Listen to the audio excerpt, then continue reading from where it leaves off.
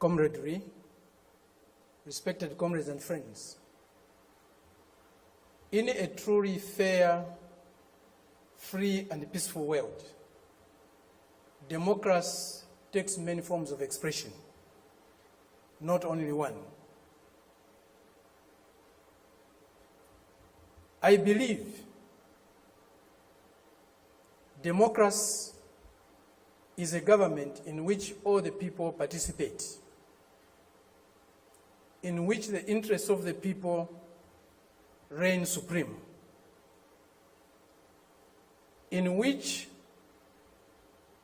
their country's sovereignty, their country's honor is at the top.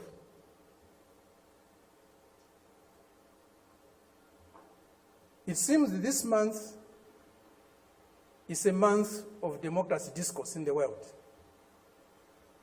At the end of this month, there will be a conference in Lusaka, or a summit in Lusaka, Zambia, my country, led by the United States. They have come to Southern Africa to teach us democracy. A country that was opposed to our liberation, a country that supported colonial regimes, the apartheid regime in South Africa, the white racist minority regime in Zimbabwe, now Rhodesia, now Zimbabwe, the Portuguese colonial governments in Mozambique, in Angola, in Guinea-Bissau, and Cape Verde, today is coming to Africa to teach us about democracy.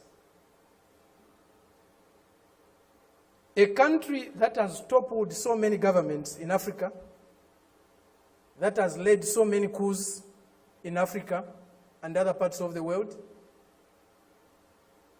a country that has killed so many of our leaders in Africa and other parts of the world, the killers of Patrice Lumumba, those who toppled Kwame Nkrumah, those who killed Nasser, those who killed Muammar Gaddafi, today are coming to teach us about democracy.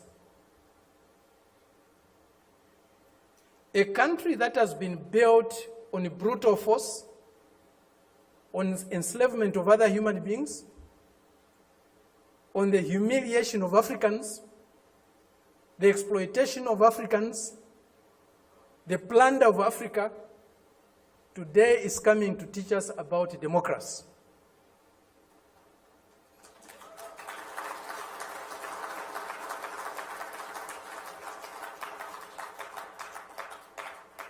That's the arrogance, the imperialist arrogance, the racist arrogance that we are subjected to. We cannot have democracy where there is hegemony of the strongest, mightiest imperialist power. We cannot have democracy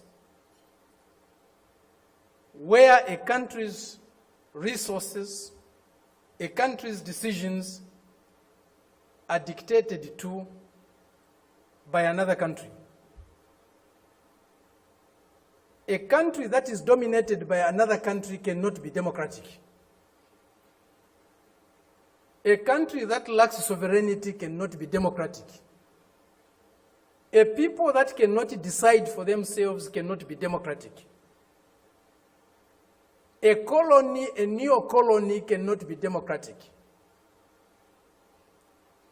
That's why today, even at the United Nations, membership is on the basis of sovereignty. Only sovereign nations can be members of the United Nations, because only sovereign nations can decide for themselves. A colony cannot be a member of the United Nations. It's not by accident. It's not a mistake. If you have no respect for the dignity of others, If you have no respect for the sovereignty of other countries, you cannot claim to be a champion of democracy.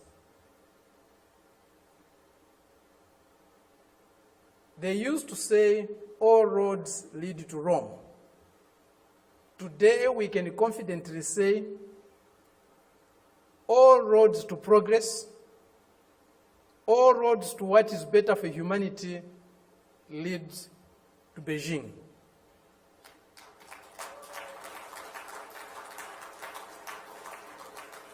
This is a country, this is a people that have developed themselves, that has developed itself without colonizing any country in the world, without plundering any country in the world, without subjugating any people in the world.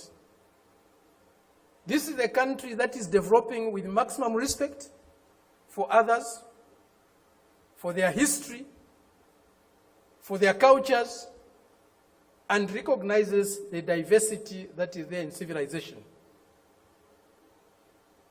We were only taught one form of civilization, one form of modernization.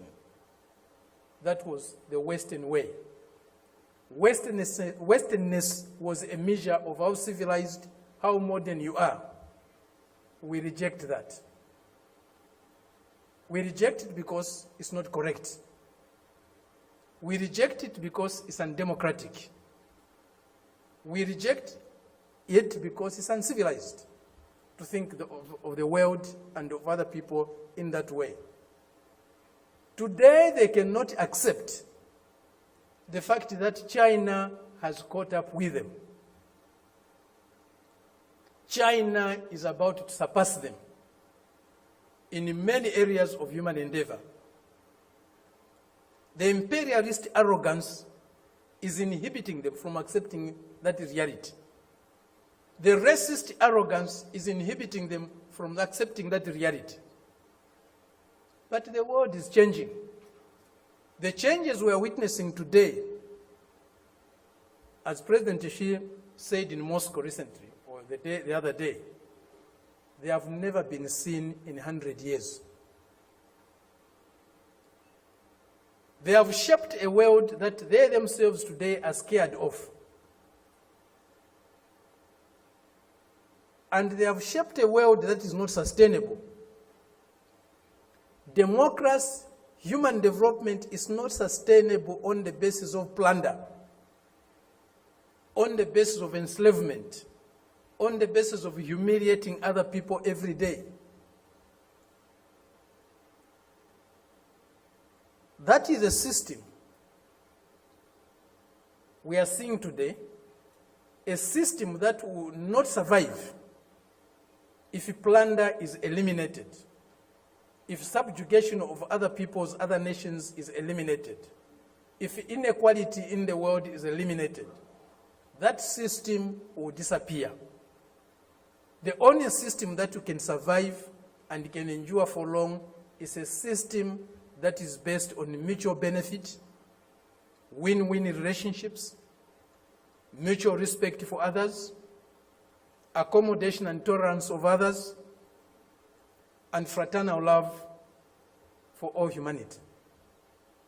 This is what we find in China today. This is what China's example is showing us. Indeed, all paths are different. There's no path that is the same, even if they are leading to the same destination.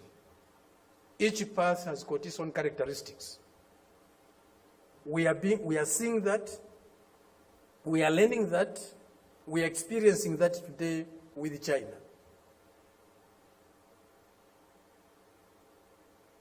There are many things that need to be done to get the world that we want.